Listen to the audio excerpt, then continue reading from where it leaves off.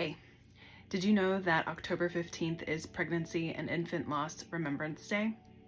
You know, a question that never seemed to bother me until we experienced our own pregnancy loss is, how many kids do you have? Yeah, simple question, but it's a really painful one, especially for those of us who've experienced a miscarriage or infant loss or child loss, knowing that that child lost will never be forgotten. You know, 1 in 4 pregnancies end in miscarriage. So there's a good chance there's a woman in your life who has experienced the devastating loss of pregnancy. And I am one of them. You know, in light of this day, I want to share my own story to come alongside you who maybe are currently walking this painful journey, or you've walked this journey before. And I just want to let you know that 1, you're not alone. 2, it is not your fault. 3, no matter where you were in your pregnancy, that baby will always be loved, have a special place in your heart, and it will never be forgotten. And 4, pregnancy loss is painful so many ways, physically, mentally, emotionally, and spiritually. So take the time that you need to grieve. I am so beyond grateful for the women who walked into my life as I was walking this devastating loss, who had experienced the same thing and came alongside and gave me strength and encouragement, and they gave me hope. They also gave me some really great resources, which I'll make sure to share at the end of this video. But I wanted to share a little bit about our own journey, just so you know that you're not alone, and there really is power in sharing our stories and raising awareness, because this is a silent suffering that a lot of us women go through, and that shouldn't be the case. So here's my story. So Kevin and I have been married for 13 years now, and this year was the year we finally decided, hey, let's try to start a family. And in April, we found out that we were pregnant with our first pregnancy, and we were thrilled. Shortly after we found out we were pregnant, we shared with our family in some really sweet ways, because I was given some really great advice by a friend who had experienced pregnancy loss. And she said that she'd wish she would have shared sooner, just in case, you know, something would have happened that people would have been around. And so I wanted to share with those close to me, and I'm really thankful I did, because not soon after we announced our pregnancy to our families, Kevin was out of town on a work trip, and I started experiencing some bleeding. And so I went to the ER.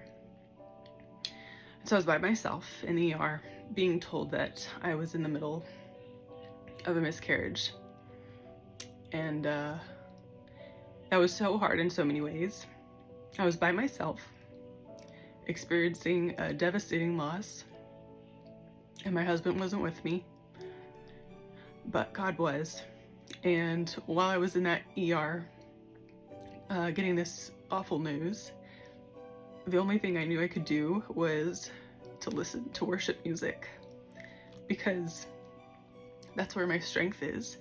When life doesn't make sense and when storms in life come, God is my anchor. And so I just listened to worship music and praised him even in that awful storm.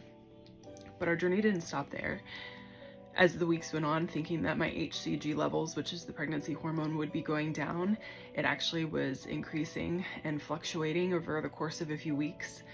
And so we were told to come in the following week for an ultrasound.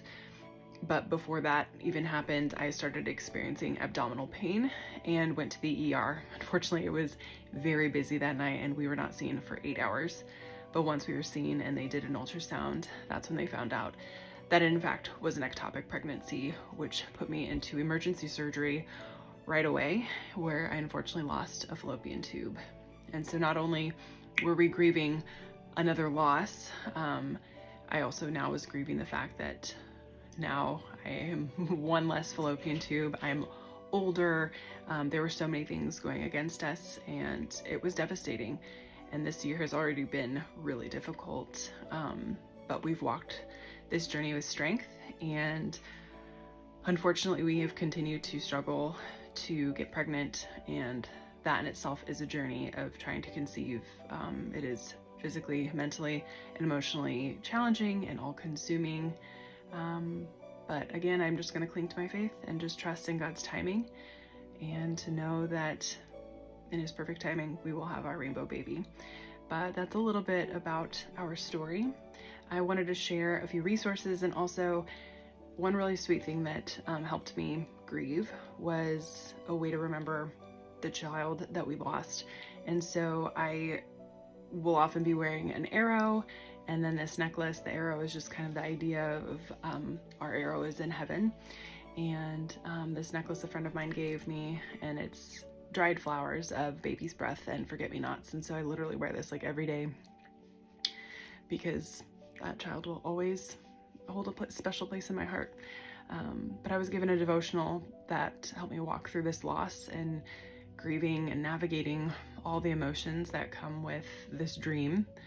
We were supposed to have a baby in December, and as that date comes up, that's gonna be really hard too. So if you know a woman in your life who's experienced pregnancy loss or child loss, I just encourage you to come alongside them, remember the child with them, and remember some of those dates, because that will be really helpful. But that's my story, and yeah, thanks for listening.